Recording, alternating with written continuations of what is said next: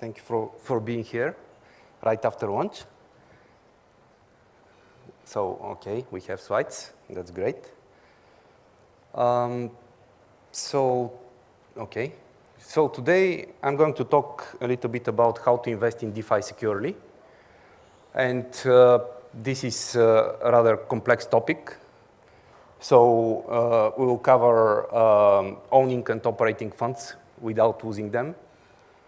Also securing your interactions with DeFi protocols, because this is not as straightforward as it should be. And how to get fair executions in general. So this should be a goal for everyone, but so this fair is not easy to define, obviously, but we'll talk about, for example, if you're doing swaps, can you get a good price for this? And generally how MEV impacts you. So as you may notice, actually, two of the previous speakers, so Valentin and Tivaiwo, covered some parts of this. So I'll adjust to this, and there won't be any repetition. Maybe there will be more time for questions after the talk. So in a sense, actually, they front-ran my presentation. I don't know if they bribed the organizers to do this, but yeah. Okay, so first let's talk about personal fund security. So if you are an individual and if you're investing in DeFi, what to do so that you don't lose your funds. There are several things. So you should know the difference between hot and cold wallets.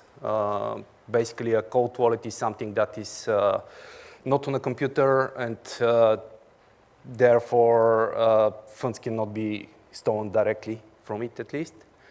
And the minimum thing that you should do if you have lots of money to invest, I mean lots of money meaning more than test money that you are ready to lose, basically.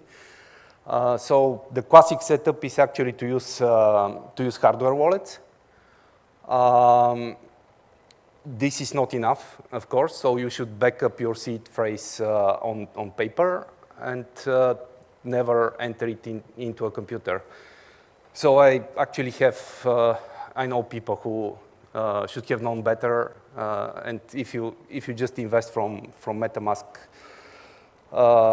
one of the problems is that actually, so they don't have this shortcut, never enter the seed phrase into a computer, and they got tricked into entering this in a website, basically calling support. So they thought this, okay. So going on Discord in order to contact support, in order to help them do a breach transaction, but this wasn't support, this was somebody malicious who basically directed them to a website, and they pasted the seed phrase there, and money are gone, basically, at this point. So this is the minimum if you are talking about personal funds. So nowadays you should really consider the smart contract wallets or social recovery wallets. They also have very good properties that you cannot get from just a hardware wallet, but this is a good basic setup, basically. Okay, so what is a bit harder is if you want to invest as a team. So if you are running an institution that invests money, then basically institutions care about not giving any one individual the authority to move all their money, for example. So you basically have to use something where multiple people confirm a transaction. So there are actually a couple of approaches. One is Mpc Wallets, the other is multi-sig wallets or smart contract wallets, but I'll cover this in a minute. So yeah, you need multiple approvals for every transaction, and it's important to actually have visibility into what you are approving. So if somebody else is making a transaction and executing it, you should be able to tell if this transaction is okay, basically, and not just approve automatically because it doesn't make any difference.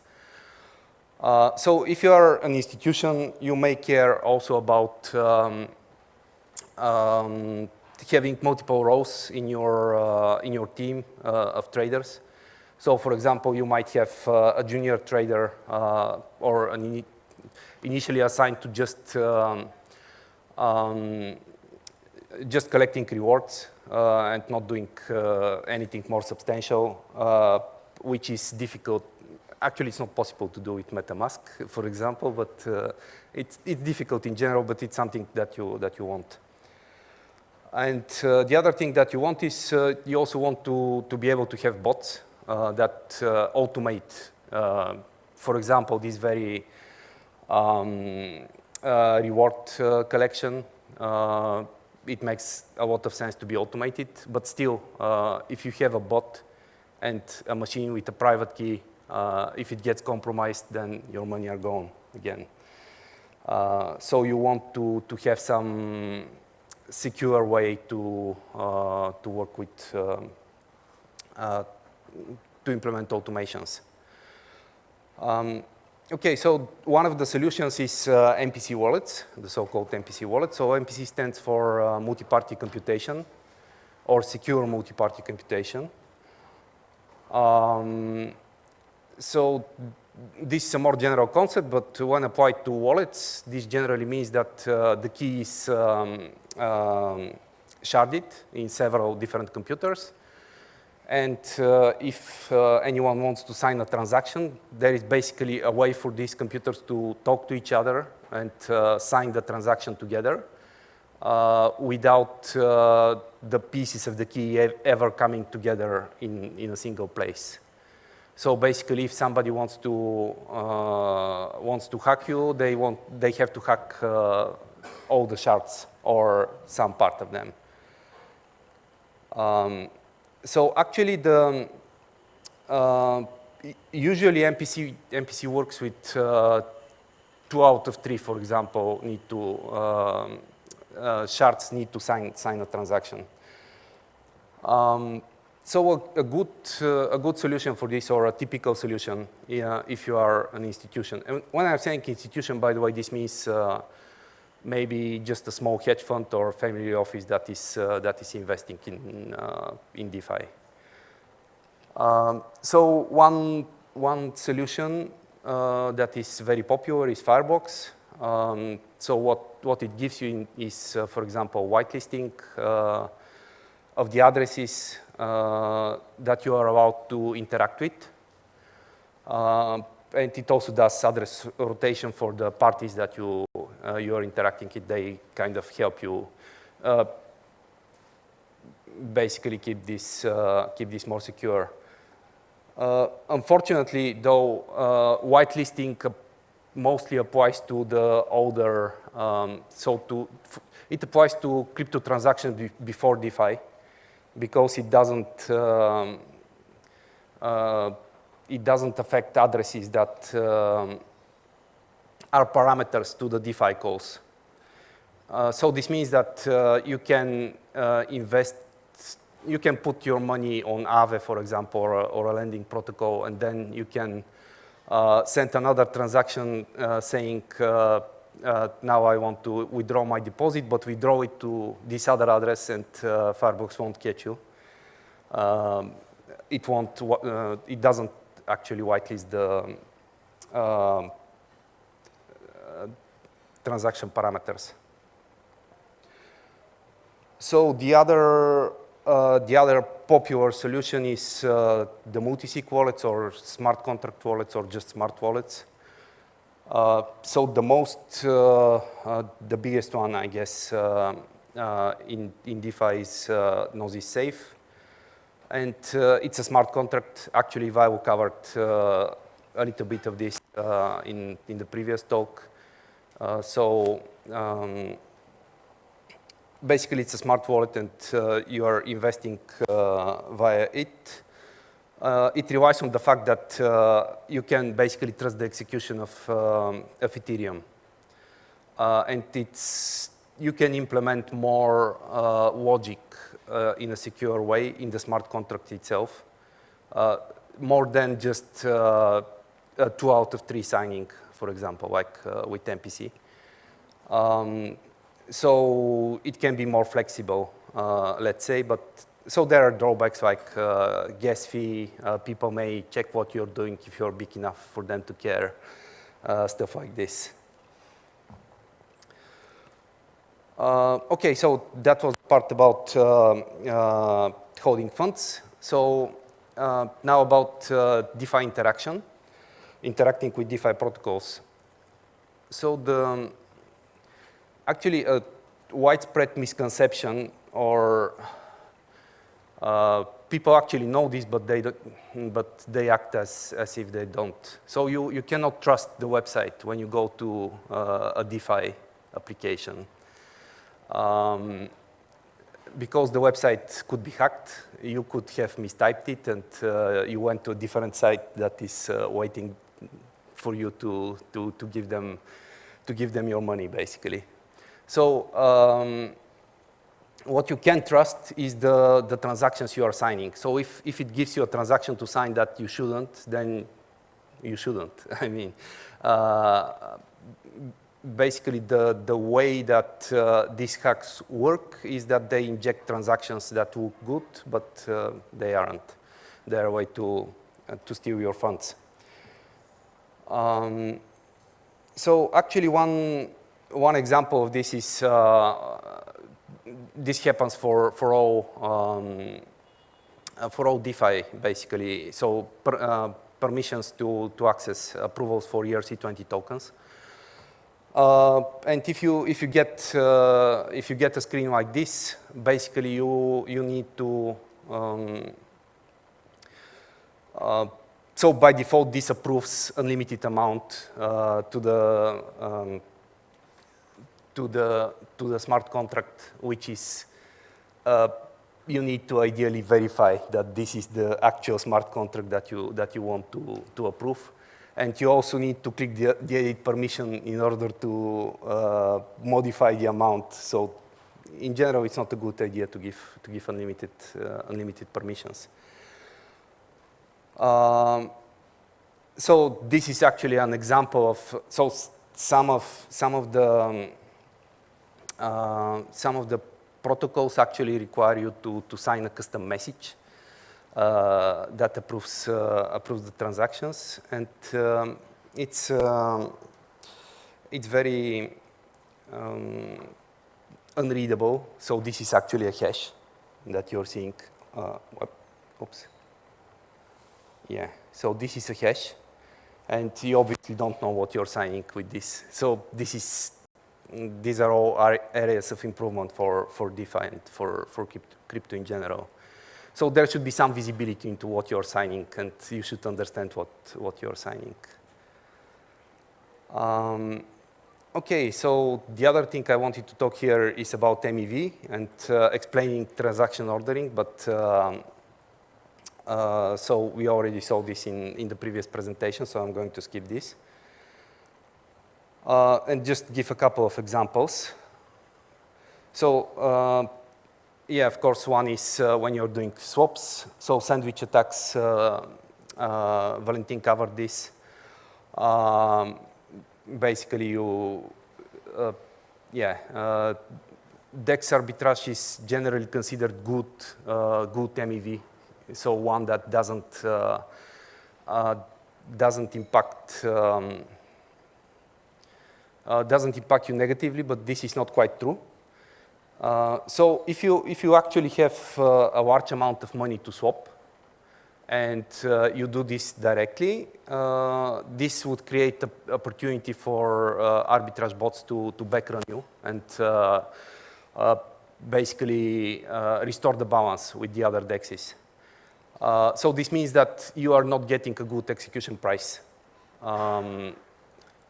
because you just swapped on one DEX and it slipped too much, basically. So a solution to this is actually to use something like 1inch, which is a DEX aggregator. And if you try to create a large transaction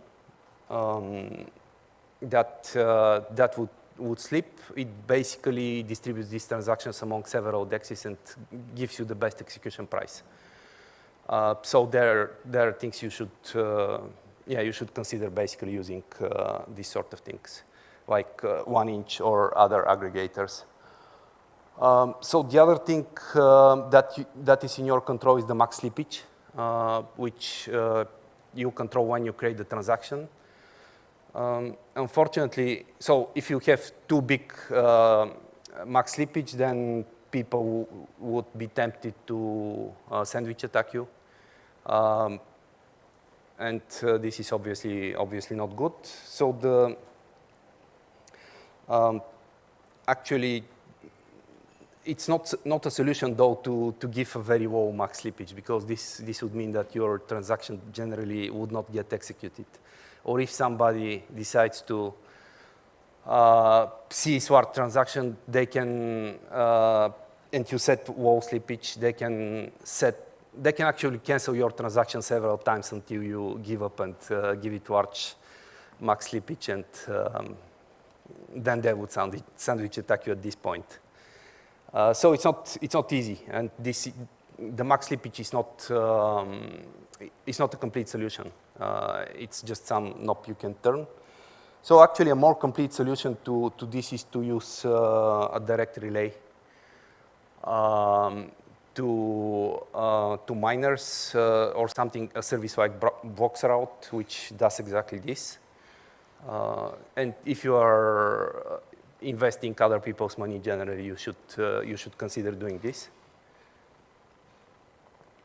So another thing is that you should care about is basically not getting liquidated in lending protocols. So Value again covered some of this. So I'll just say that it makes sense to actually have a solution that watches the health factor, and if it drops and you are in danger of liquidation, it should take action and restore it to basically take care not to get liquidated in any case, because then you would lose a lot of money. And this is a use case for bots again. So you generally there are solutions like Yearn, so protocols that take care about this in the strategies that they use to invest. If you are not using them, then you should consider doing this yourself, or having an alert and waking up your traders in the middle of the night in order to correct this. Okay. And actually something that, I'll talk about this later. Okay, so in general, when you are actually deciding whether to interact with certain DeFi protocol, so something you should care about is, you should vet basically the protocols that you want to interact with, and not go there because it seems that the yield is high, and that's all you care about, because you might get burnt. And some things to look at very, very briefly are team reputation. So in theory, this should matter less in DeFi, and it actually matters less than in traditional finance, for example. But it still matters. At the very least, for example, the team. So each of these protocols can be paused. So if the team decides that something is going wrong, and this is, so the good news for this is when the protocol is being hacked, they'll typically pause the protocol and stop it from working, basically. And then the team can unpause it with some kind of multi-sig wallet. This is the typical setup, at least. So, I mean, you shouldn't rely on just having the code always executing as it was executing yesterday. The other thing they could do is, of course, upgrade the smart contracts to something that is maybe malicious or maybe just has security holes. So yeah, this is again something for you to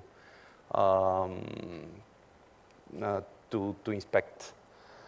And yeah, actually, you should also look for security audits of these protocols. So basically, have they gone through this, and particularly the last version, has it gone through this or not? So these are typically things on. This is something you can find in their GitHub. And the last thing is probably the most, maybe the most important, but also the hardest to evaluate is, does it have sound economics behind the smart contract or the protocol? So if they're giving you a great yield, where does it come from? It's a good question. And can you rely on having this forever? So actually, something Vitalik had a blog post after Terra collapsed that talked a little bit about stablecoins. So one of the things, so he mentioned two things. One was generally, can you imagine liquidity of this protocol going to zero without it blowing up? And if it can't, probably I mean, then this means that basically if you're in a downturn of the market, people would pull out liquidity and then it would blow up, which is what happened to Terra. And the other is, the other criteria was about stablecoin, so this is somewhat more specific. Okay, so we'll have time for questions. So please, if you have any.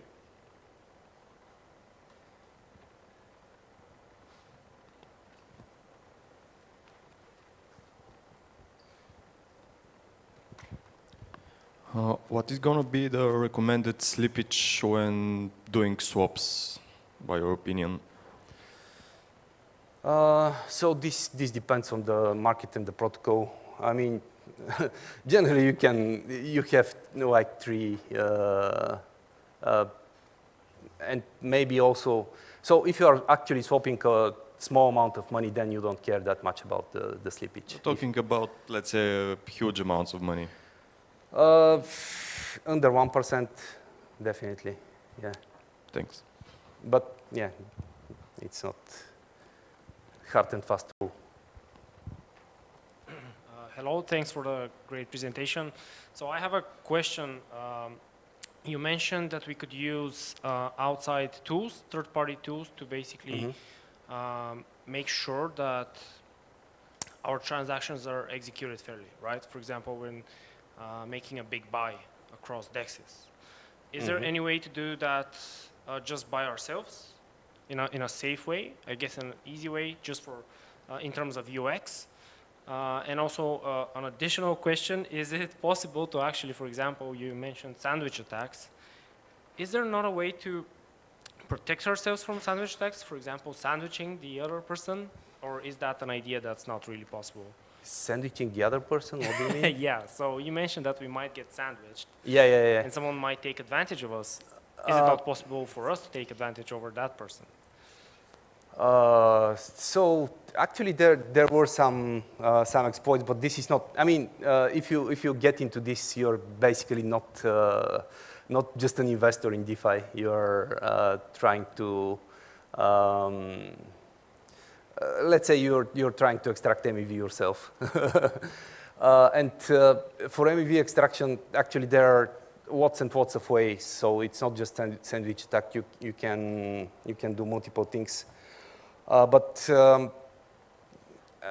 So if you care about going into MEV, so something that you should probably do is evaluate what is the opportunity there. So if you try to do this, what is the how much you could take, and you can basically look at the previous. You can look at blockchain data and consider for the last month, for example, how much will I get, and actually most of MEV is just arbitrage. And the second,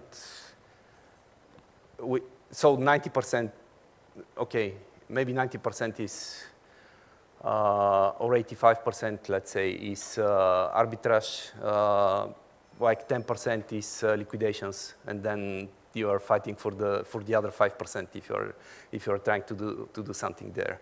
Otherwise, there are lots of creative things people have done, like what was it? Generalized frontrunner, which is basically looks for transactions in a mempool, and if it can execute this transaction itself and get simulating, and if it can get the return, then it executes it before that person. But you cannot make much money in this way. And the first question was about using tools to secure yourself from basically, from MEV, let's say. So one thing is 1 inch that I mentioned. So it would split your orders, and they would go to different dexes. Actually, they have also other things like so a dex that basically doesn't allow. So if it gets knocked, so this was called MooSwap, I believe. Maybe I'm wrong because I haven't actually used it.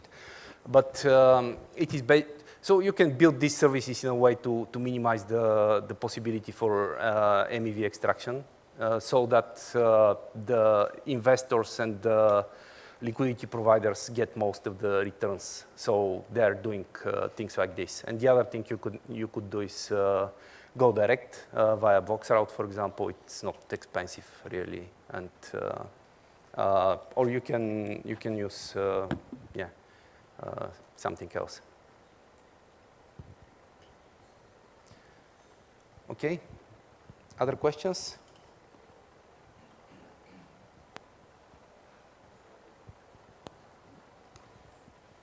I guess not. So thank you very much for being here, and thanks to the organizer for the great presentation, organization.